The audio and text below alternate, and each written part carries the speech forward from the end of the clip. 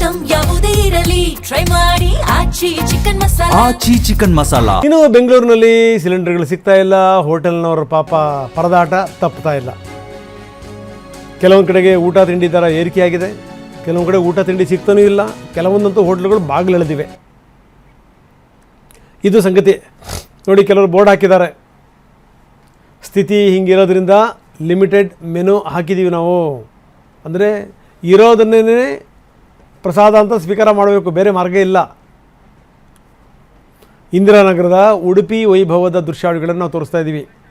ಲಕ್ಷ್ಮೀ ನರಸಿಂಹ ನಮ್ಮೊಂದಿಗೆ ಈಗ ನೇರ ಸಂಪರ್ಕದಲ್ಲಿದ್ದಾರೆ. ಲಕ್ಷ್ಮೀ ನರಸಿಂಹ, ದಿನನಿತ್ಯ ನೀವು ಸ್ಥಿತಿಗತಿಗಳೇನು ಅದರ ವಿವರಗಳನ್ನು ಕೊಡ್ತಾ ಇದ್ದೀರಿ. ಇವತ್ತು ಇಂದಿರಾನಗರದ ಸ್ಥಿತಿಗತಿಗಳೇನು, ಹೋಟೆಲ್ನವ್ರು ಏನಂತಾರೆ? ಲಕ್ಷ್ಮೀ, ಕೇಂದ್ರ ಸರ್ಕಾರ ಮತ್ತು ರಾಜ್ಯ ಸರ್ಕಾರ ಸಿಲಿಂಡರ್ ಸಿಗುತ್ತೆ, ಕಮರ್ಷಿಯಲ್ ಸಿಲಿಂಡರ್ ಸಿಕ್ಕೇ ಸಿಗುತ್ತೆ ಅಂತಕ್ಕಂಥ ಭರವಸೆಯನ್ನು ಕೊಟ್ಟರೂ ಕೂಡ ಹೋಟೆಲ್ ಉದ್ಯಮಕ್ಕೆ ಅವರ ಒಂದು ಭವಿಷ್ಯಕ್ಕೆ ಅನಿಶ್ಚಿತೆ ಇನ್ನೂ ಕೂಡ ಮುಂದುವರೆದಿದೆ. ಅವರಲ್ಲಿ ಎದುರಾಗಿರ್ತಕ್ಕಂಥ ಆತಂಕ ಇನ್ನೂ ಕೂಡ ಮುಂದುವರೆದಿದೆ. ನನಗೆ ಸದ್ಯಕ್ಕೆ ಬೆಂಗಳೂರಿನ ಇಂದಿರಾನಗರ ಸಮೀಪ ಇರತಕ್ಕಂಥ ಉಡುಪಿ ವೈಭವ ಹೋಟೆಲ್ನ ಬಳಿ ಇದ್ದೀನಿ. ಈ ಒಂದು ಹೋಟೆಲ್ನಲ್ಲೂ ಕೂಡ ಕಳೆದ ಹಲವು ದಿನಗಳಿಂದ ಸಿಲಿಂಡರ್ನ ಬಿಕ್ಕಟ್ಟು ತೀವ್ರ ಥರದಲ್ಲಿ ಕಾಡ್ತಾ ಇದೆ. ಬಟ್ ಆದರೆ ಹೋಟೆಲ್ನ ಮುಚ್ಚಕ್ಕೆ ಸಾಧ್ಯ ಇಲ್ಲ. ಸೊ ಹೇಗಾದರೂ ಮಾಡಿ ಹೋಟೆಲ್ನ ನಡೆಸಬೇಕು ಅಂತೇಳಿ ಹೋಟೆಲ್ನ ಮ್ಯಾನೇಜ್ಮೆಂಟು ಈಗ ಹೋಟೆಲ್ನ ನಡೆಸ್ತಾ ಇದೆ. ಬಟ್ ಏನಂತಂದ್ರೆ ಅವರು ಇದುವರೆಗೂ ಏನು ಸಿಲಿಂಡರ್ಗಳನ್ನ ತಗೊಂತಾ ಇದ್ರು ಆ ಬೆಲೆಗಿನ್ನ 2 ಪಟ್ಟು 3 ಪಟ್ಟು ಹೆಚ್ಚಿಗೆ ದುಡ್ಡನ್ನು ಕೊಟ್ಟು ಸಿಲಿಂಡರ್ನ ತಗೊಂಡ್ಬಂದು ಹೋಟೆಲ್ನ ನಡೆಸ್ತಾ ಇದ್ದಾರೆ. ಹೀಗಾಗಿ ಅನಿವಾರ್ಯ ಕಾರಣಗಳಿಂದಾಗಿ ಬೆಲೆಯನ್ನು ಕೂಡ ಏರಿಕೆ ಮಾಡಬೇಕಾದ ಒಂದು ಪರಿಸ್ಥಿತಿ ಬಂದಿದೆ. ಹೀಗಾಗಿ ಮಾಡಿದ್ದಾರೆ. 15% 20% ವರೆಗೂ ಕೂಡ ಊಟ ತಿಂಡಿ ಕಾಫಿ ಟೀಗಳ ಬೆಲೆಯಲ್ಲಿ ಬೆಲೆ ಏರಿಕೆಯನ್ನ ಮಾಡಿದ್ದಾರೆ. ಈಗಾಗಲೇ ಬೋರ್ಡನ್ನು ಕೂಡ ಅಳವಡಿಕೆ ಮಾಡಿದ್ದಾರೆ. ಗ್ರಾಹಕರಿಗೆ ಸೂಚನೆ ಕೊಟ್ಟು ವಾಣಿಜ್ಯ ನೆಲದ ಕೊರತೆಯಿಂದಾಗಿ ಮೆನುಲಿರ್ತಕ್ಕಂಥ ಖಾದ್ಯಗಳನ್ನು ಕೂಡ ಲಿಮಿಟೆಡ್ ಮಾಡಿದ್ದಾರೆ. ಸೀಮಿತ ಆಹಾರಗಳನ್ನು ಮಾತ್ರ ಕೊಡ್ತಾ ಇದ್ದಾರೆ.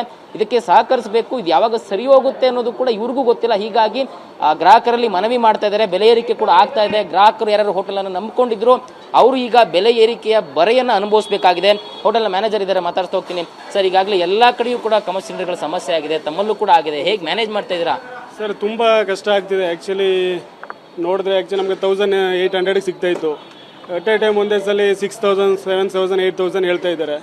ತುಂಬ ಕಷ್ಟ ಇದೆ. ಒಂದು ವೀಕ್ 10 ಡೇಸ್ ಆಯಿತು. ನಾರ್ತ್ ಚೈನೀಸ್ ಎಲ್ಲ ಕ್ಲೋಸ್ ಮಾಡಿದ್ದೀವಿ. ವರ್ಕರ್ ಸುಮ್ಮನೆ ಕುಂತಿದ್ದಾರೆ.